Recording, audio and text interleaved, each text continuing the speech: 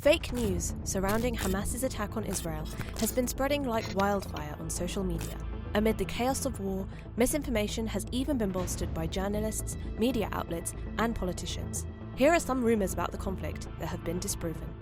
On October 10th, reports that Hamas fighters had killed and beheaded 40 babies were shared by an Israeli journalist from the I-24 news agency. Babies.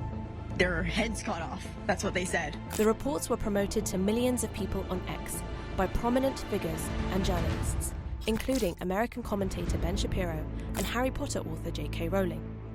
Hours later, the Israeli army confirmed to multiple news agencies, including Anadolu Agency and Sky News, that they had no information regarding 40 dead infants in the kibbutz of Kfar Aza. Despite no verified evidence of these killings, leading news agencies in the UK and US published front-page articles on the alleged massacre. Even US President Joe Biden declared at a press conference that he had seen pictures of beheaded children. I never really thought that I would see and have confirmed pictures of terrorists beheading children.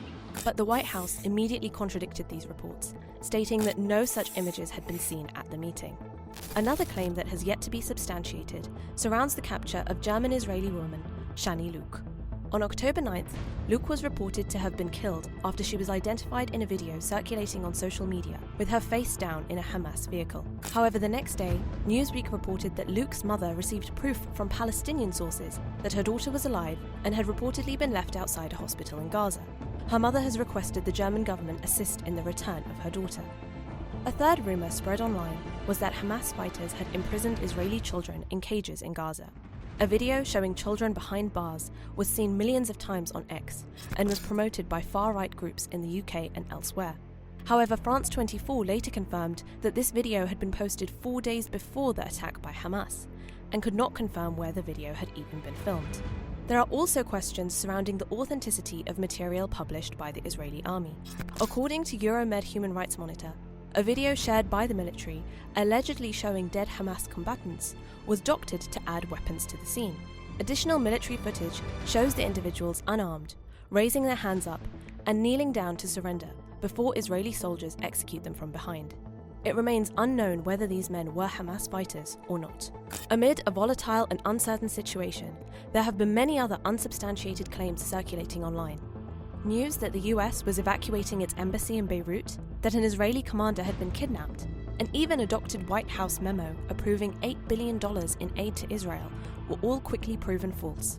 Allegations of mass rape have also not been corroborated by any Israeli military officials, and were subsequently removed from major news outlets pending evidence. Some commentators have highlighted that the strategic use of fake news by politicians and the media constitutes atrocity propaganda. Atrocity propaganda involves the exaggeration or invention of wartime offences in order to shock a mass audience.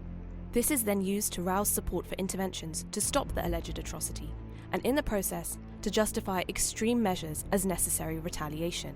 While several journalists have emphasised the importance of news agencies verifying information before they share it, there is a growing demand that social media platforms find ways to stop the spreading of fake news.